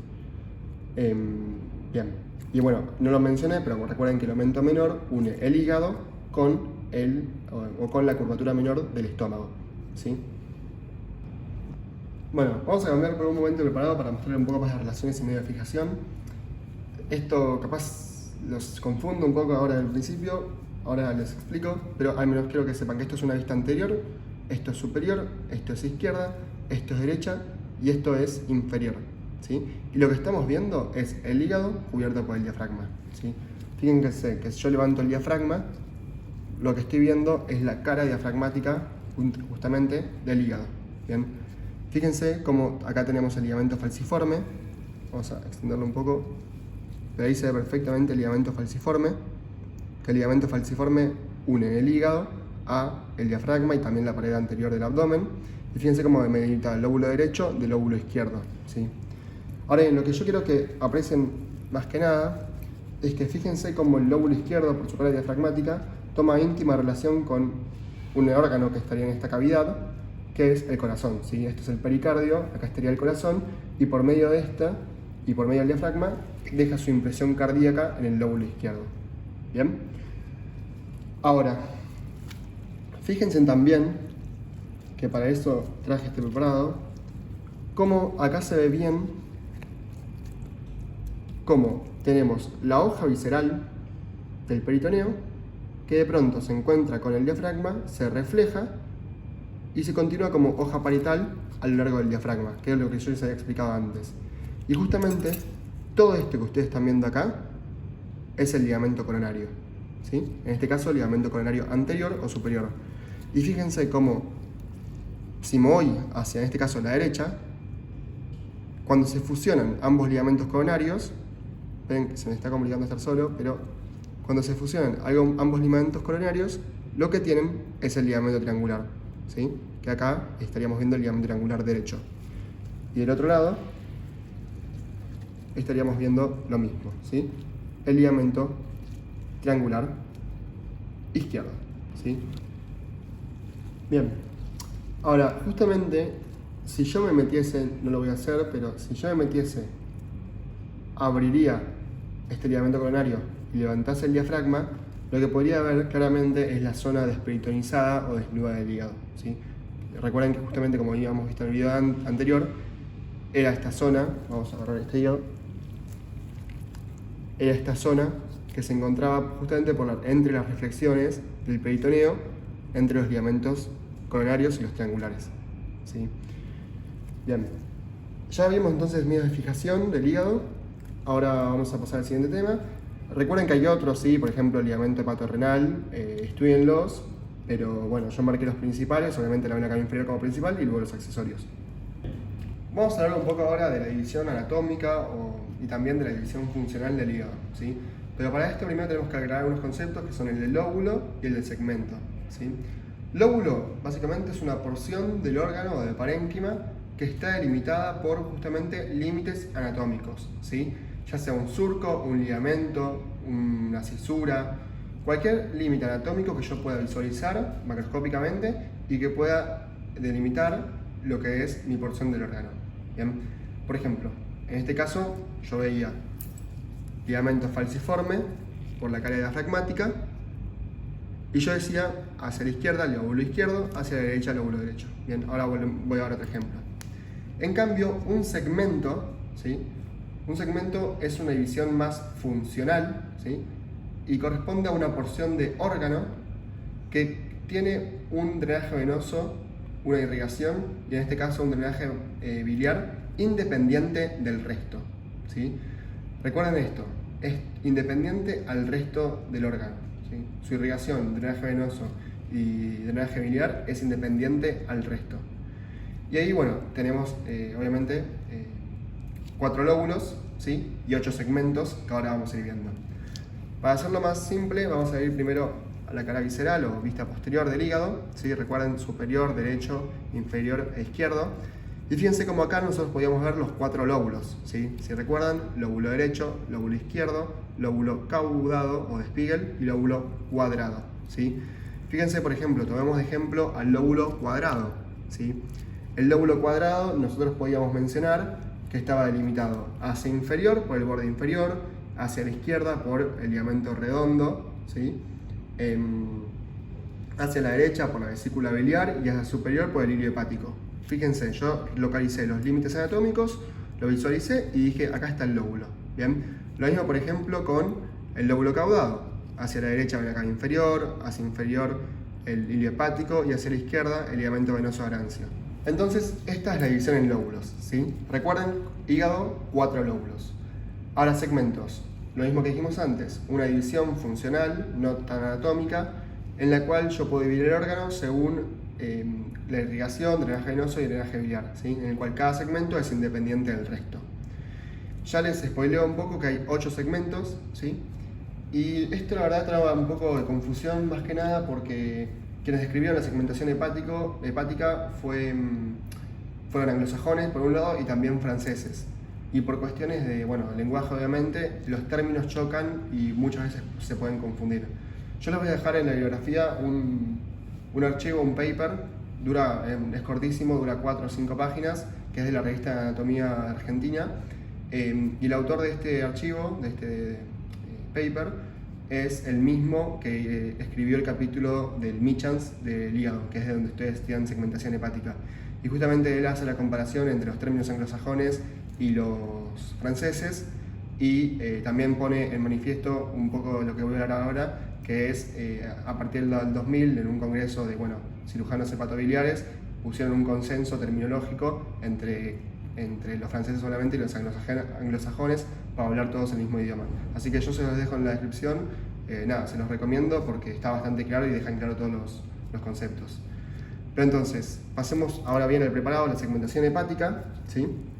Lo primero que se describe es una división de primer orden, ¿sí? Primero pasemos a la cara diafragmática, que es más fácil, y después pasamos a la visceral, ¿sí?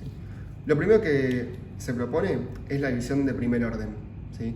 Que la división de primer orden va a coincidir por un plano que pasa por la vena suprahepática media y va a corresponder a una línea que se llama la línea de Cantley. Bien, la línea de Cantley va desde el borde izquierdo, ¿sí?, de la vena cava inferior hasta el lecho de la vesícula biliar. Entonces tendría este recorrido, ¿sí? Si nosotros ahora damos vuelta el hígado y lo proyectamos, ahí se ve un poquito la pinza, por esta región estaría la línea de Cantley, que lo que hace, y justamente también se corresponde a la vena suprahepática media, y lo que hace es dividir al hígado en un hemihígado derecho y un hemihígado izquierdo, ¿sí? Ojo, no digan lóbulo izquierdo y lóbulo derecho porque no es una división anatómica, ¿sí? Es una división funcional. Entonces hablamos de un hemihígado derecho y un hemihígado izquierdo. Pasemos primero al hemihígado derecho y después pasamos al hemihígado izquierdo. Con lo que corresponde a la segmentación o la segmentación de segundo orden del hemihígado derecho, trazamos un plano coronal con respecto al órgano o frontal que pasa o se corresponde a profundidad con la vena suprahepática derecha o vena hepática derecha, ¿bien? Y este hemihígado derecho, así, lo vamos a tener dividido en dos porciones, una más anterior, que es la que ustedes están viendo ahora, y una más posterior, que queda por detrás, ¿sí? Entonces, ahora vamos a hacer así, si trazamos ahí el plano, nos tenemos una porción más posterior, todo por aquí, y una porción más anterior que queda por acá, ¿sí? Y a su vez, tenemos una división de tercer orden en el hemihígado derecho que corresponde a la división de los pedículos glisonianos. ¿Qué es un pedículo glisoniano? Ustedes tienen que pensar como una rama de la arteria hepática propia, una rama o un afluente de la vena porta, una rama de la vena porta y un afluente de drenaje biliar. Es decir, que cada pedículo glisoniano va independientemente a cada segmento, ¿sí? Y así, por ejemplo, la porción anterior se divide en una porción más superior y una porción inferior, y la porción posterior también se divide en una porción superior y una porción inferior, ¿sí? Todo en cuenta tomando como eje principal de los pedículos glisonianos, específicamente la vena porta. Y fíjense cómo a partir de esto, bueno, imagínense las líneas, ¿no? Vamos a tener 4 segmentos en el hemihígado derecho, que se corresponden con el 5, con el 6, con el 7 y con el 8, ¿sí? El 5 el anterior inferior, el 6 el posterior inferior, el 7 el posterior superior y el 8 el más anterior y superior de todos. Esto es la segmentación del hemihígado derecho. Ahora pasemos al hemihígado izquierdo. De vuelta, como era la división primaria, línea de Cantley, vena suprahepática media. Y la división de segundo orden en este caso cambia y corresponde a este ligamento que ya habíamos visto antes, que es el ligamento redondo, ¿sí? Que ustedes lo ven acá. Recuerden que va al interior del ligamento falciforme. Bueno, no lo puedo ver ahí, ¿sí? ¿Qué pasa? Este plano de segundo orden o esta división de segundo orden me va a delimitar este hemihígado de hemihígado izquierdo en dos porciones. Una porción más medial y una porción lateral, ¿sí? ¿Y qué sucede? La división de tercer orden es igual que la otra, es según los pedículos glisonianos. ¿Qué pasa? La porción más medial recibe un único pedículo glisoniano, entonces corresponde a un único segmento. Y la porción más lateral recibe dos pedículos, uno más posterior o superior y uno más anterior o inferior, delimitando así la porción lateral en un segmento más posterior y superior y un segmento más anterior e inferior. ¿Bien? Entonces fíjense como acá el hemihígado izquierdo ustedes lo dividen en segmento 2, segmento 3 y todo este segmento que corresponde al segmento 4, que es el que queda medial, hablando con respecto al órgano, al ligamento falciforme, ¿sí? Ahora, si hacemos la visión general, vamos a contar los segmentos. Tenemos el 2, el 3, el 4, el 5, el 6, el 7 y el 8, ¿sí? Y me falta el 1, ¿sí? Porque habíamos dicho que eran 8. Entonces, fíjense cómo en la carga diafragmática nosotros nunca vamos a ver el segmento número 1, ¿sí? Solo lo van a ver desde la cara visceral o desde la cara posterior. Entonces, vamos a dar vuelta al hígado y vamos a nuevamente trazar o segmentar el hígado desde esta cara, ¿bien? Nuevamente, línea de Candli, borde izquierdo de la vena cava inferior borde izquierdo de la vena cava inferior hacia la vesícula biliar, ¿sí? Ahí tenemos un hemihígado derecho y un hemihígado izquierdo. Pasamos al derecho. ¿Cuál era el plano de sección de segundo orden? Bien, la vena suprahepática derecha, ¿sí? Que la vena suprahepática derecha tiene un trazo más coronal, delimitándome una porción más posterior, que es la que yo principalmente veo acá, porque recuerden que la porción anterior me está quedando bien por delante. Entonces, yo veo principalmente la porción posterior, ¿sí? Y luego, por los planos intersegmentarios, que nuevamente correspondían a los pedículos lisonianos, me lo van a dividir, ¿bien? En cambio, el hemihígado izquierdo, de vuelta, lo mismo. Línea de Candli, hemihígado izquierdo. El hemihígado izquierdo, el plano para seccionarlo, ¿cuál era? Este, ¿sí? El del ligamento redondo. Entonces tenemos una porción más medial y una porción más lateral que corresponde a toda esta región. La porción más medial correspondía al segmento 4 y luego la porción lateral se volvía a segmentar por la segmentación de tercer orden que correspondía a los pedículos lisonianos. Y ahí teníamos la porción más superior, el 2, y la porción más inferior, el 3. Ahora, ¿cuál me falta? El 1. Y el 1 corresponde a este sector del hígado que coincide con el lóbulo caudado, ¿sí? O el lóbulo de Spiegel. Ojo ahí que no es lo mismo hablar del lóbulo que de segmento, pero en este caso el lóbulo caudado o el segmento 1 hacemos referencia prácticamente a lo mismo porque coinciden en cuanto a su ubicación, ¿sí? Y es todo esto. Y la particularidad de este lóbulo caudado es que su drenaje venoso no se hace por medio de las venas suprahepáticas o hepáticas, sino que lo hace directamente hacia la vena cava inferior, ¿sí? Fíjense la relación estrecha que tiene con la vena cava inferior, entonces drena todo su sangre, el drenaje venoso, directamente en la vena cava inferior y no por medio de las suprahepáticas o venas hepáticas, ¿sí? Bien, y ahora lo que nos quedaría entonces es contar los segmentos de la cara visceral. En este caso se hace en forma antihoraria, ¿sí? Fíjense, tenemos el segmento 1 que dijimos que correspondía exclusivamente al lóbulo caudado o lóbulo de Spiegel. Tenemos el segmento 2, el segmento 3, el segmento 4, ¿sí? Fíjense, acuérdense que esta era la división de segundo orden del hemihígado izquierdo. Segmento 4, segmento 5, segmento 6, segmento 7, ¿sí? Y recuerden que la porción o el segmento 8 correspondía a la porción más anterosuperior y yo nunca lo voy a estar viendo desde acá. Entonces el 8 se marca solamente desde la cara diafragmática. Entonces ahí ya tienen la noción de que desde cada una de las caras vemos 7 segmentos y el faltante no lo vemos porque corresponde a la otra cara, ¿sí? En el caso del lóbulo caudado solo lo vemos de la cara visceral o cara posterior, y en el caso del del segmento 1, el lóbulo caudado solamente de la cara visceral o posterior, y el segmento 8, al ser el segmento más anterosuperior del hemihígado derecho, solo lo vemos desde la cara diafragmática. Algo importante que me gustaría mencionar es cuál es la diferencia funcional o en qué difieren la vena porta con las venas suprahepáticas, ¿sí? Primero que nada tienen que entender que la irrigación arterial del hígado está dada por la arteria hepática propia, que es una rama de la hepática común, o mejor dicho, la continuación de la hepática común, que proviene del tronco celíaco. Bien, ahora, la vena porta no es el drenaje venoso del hígado, ¿sí? Al contrario, la vena porta es la irrigación funcional del hígado. Está trayendo un montón de sangre proveniente del tubo digestivo, del vaso y del páncreas, ¿sí? Esto lo vamos a ver en un ratito cuando veamos bien el sistema porta. Pero quédense con la cabeza que vena porta es irrigación funcional, ¿bien? En cambio, las venas suprahepáticas, las tres que habíamos mencionado antes, derecha, media e izquierda, sí son el principal, o sea, son el único y principal drenaje venoso del hígado. Y por medio de estas van a llevar toda la sangre drenada hacia la vena cava inferior. Antes de terminar el video, queríamos darles una breve introducción teórica de algunos temas que son muy tomados, son importantes que los terminen de entender ahora. Al ser teóricos, no hay demostración cadavérica y muy difícilmente lo vean en preparado, pero al menos para que tengan una orientación al momento de estudiarlo. El primero de estos es plexo celíaco o plexo solar, ¿sí? Plexo celíaco o solar es el que va a reinervación tanto simpática como parasimpática y motora de todas las vísceras del abdomen, ¿sí? E inclusive vísceras de la pelvis. Para estudiarlo, bueno, esto es una mini introducción, no tienen que saber bien para este módulo qué es el sistema nervioso autónomo ni qué es el simpático y el parasimpático, pero quédense con la gran idea de que el simpático se asocia, por ejemplo, a la lucha, a la huida, al ejercicio, y el parasimpático a, por ejemplo, estar relajado, cuando comen algo y se van a dormir, etc. ¿sí? Entonces, ¿cómo es el funcionamiento de esas vísceras en esas diferentes actividades? ¿Bien?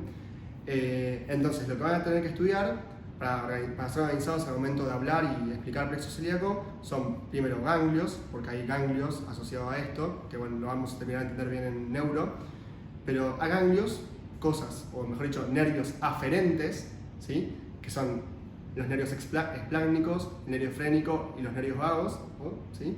Y también cosas o nervios, estructuras eferentes, ¿sí? Que prácticamente todas las eferencias del plexo celíaco son mallas nerviosas, ¿sí?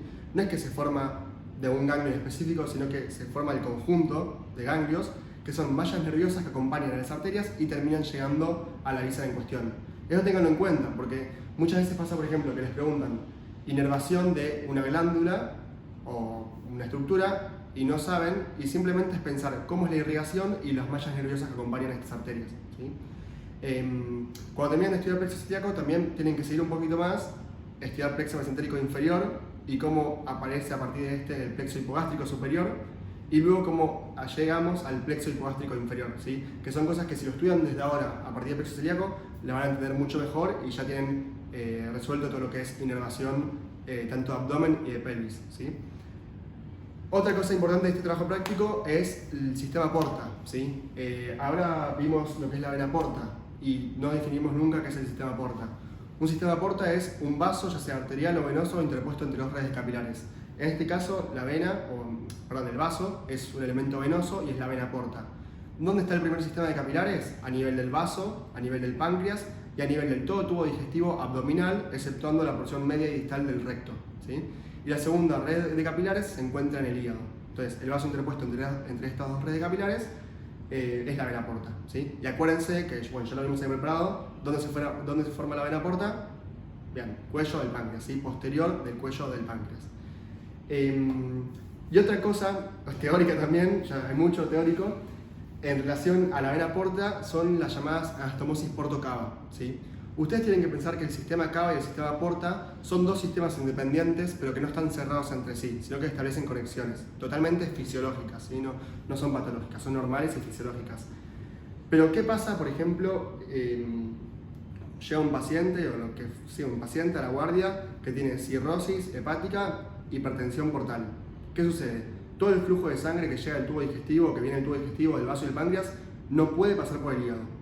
Y se empieza a acumular sangre, ¿sí? Éxtasis, o sea, el enlentecimiento del flujo sanguíneo, se acumula sangre y esa sangre no puede hacer retorno venoso del corazón. ¿Qué pasa? Bueno, ahí se ponen en marcha las anastomosis porto-cava, ¿sí? Y toda esa sangre se redistribuye hacia, por medio de estas anastomosis porto-cavas, hacia la vena cava inferior, ¿sí? Así que estudien bien las regiones, ¿sí? De dónde se dan estas anastomosis porto-cavas y estudien qué venas son las que llegan al sistema porta y qué venas son al sistema cava, ¿bien? Y esto lo van a ver mucho en la clínica, por ejemplo con el signo de cabeza de medusa abdominal, que lo van a ver mucho, así que si ya se llevan la base anatómica desde ahora, ya no tienen el problema resuelto.